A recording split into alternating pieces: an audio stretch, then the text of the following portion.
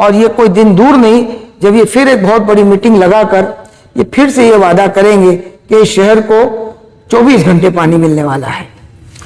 Metro की हम बात करते हैं तो मेट्रो की मंजूरी किस दौर में हुई थी? ये पूरे मेट्रो की मंजूरी यानी पूरे प्रकल्प की मंजूरी ये विलासराव देशमुख साहब जब थे तब ही हुई थी। उसको आगे बढ़ाने के लिए पृथ्वीराज चौहान साहब ने बहुत काम किया, वो भी कांग्रेस के मुख्यमंत्री थे। मतलब ये कांग्रेस के कार्यकाल ये पूरी की पूरी कांग्रेस की देन है जी। मेट्रो अगर ये राज्य में आई है तो वो 100% कांग्रेस की देन है, ये पूरे राज्य के लिए।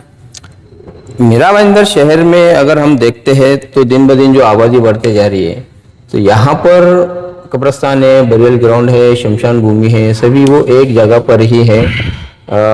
इसके बाद में दूसरा कोई कब्रिस्तान हमें उद्घाटन होते हुए दिखे या शमशान भूमि का उद्घाटन होते हुए दिखा है, हमने खबरें भी की थी उसकी, लेकिन प्रैक्टिकली यहाँ की आबादी बढ़ती जा रही है, उसके बाद में कोई ऐसा दोबारा दिखाई नहीं दिया। तो क्या सोच थी उस वक्त, जिस वक्त अपने मीरा रोड का जो कब्रिस्तान बरियल ग्राउंड में बनाया था, उस वक्त क्या सोच के उसे बनाया गया था? और इसको अभी अस्मिता जो ग्रुप कंपनी है वो रन करती है, वो इसको मेंटेन करती है।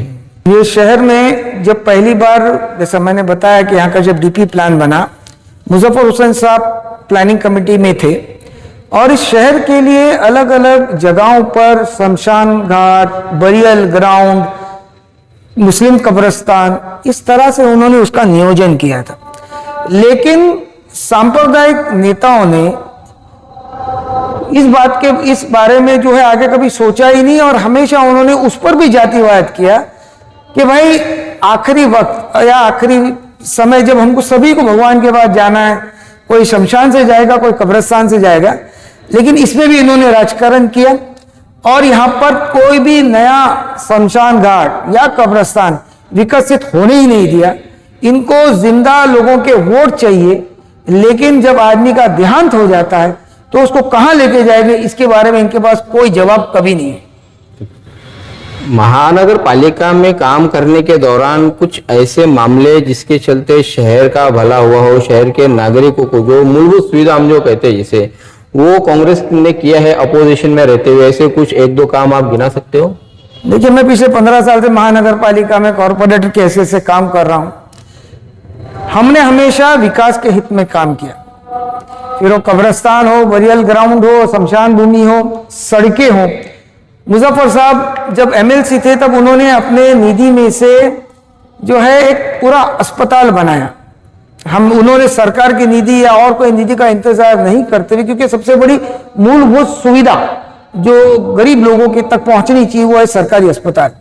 डायलिसिस सेंटर्स, उसके अंदर डायलिसिस सेंटर्स के लिए उन्होंने जो है निर्माण करने का पूरा प्रयास किया और आज उस डायलिसिस सेंटर का कई गरीब लोग फायदा उठा रहे हैं। कांग्रेस ने पानी की समस्या पर बहुत काम किया है, जैसे कुछ देर पहले मैंने आपको बताया। कांग्रेस ने कम्युनिकेशन यानी जो यातायात है उस पर काम करने की बहुत कोशिश की और कई प्रमाण तक सफलता भी मिली।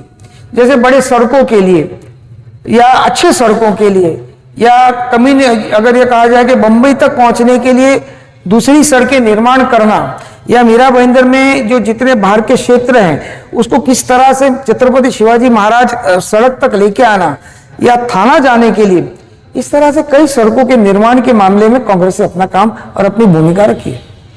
कांग्रेस ने अगर इतने ही काम किए हैं तो फिर क्यों वो वक्त आ चुका है कि एक मर्तबा कांग्रेस के 33 कॉर्पोरेटर चुनकर जाते हैं म्यूनिसिपल कॉर्पोरेशन में, और आज करीब 33 सीटें महानगर पालिका में कांग्रेस खड़ी करती है। आपको बढ़ना चाहिए, न कि आपको कम होना चाहिए। आपकी सीटें घटती गई है, तो 33 में से फिर आप 12 में आकर सीमित हो गए, 12 में से भी फिर आपके कुछ लोग इधर उधर हो गए और उनका जो भी उसमें निजी स्वार्थ है उसके चलते तो कांग्रेस यहाँ पर डिमोरलाइज हुई है। कांग्रेस का वोट बैंक तो कम नहीं हुआ, लेकिन कांग्रेस से लोग टूटते गए और यहाँ की फिर जो राजनीति जो ज्योग्राफिकल जो ग्राफ है उसमें कांग्रेस कहीं ना कहीं पीछे हटती हुई दिखाई दे रही थी।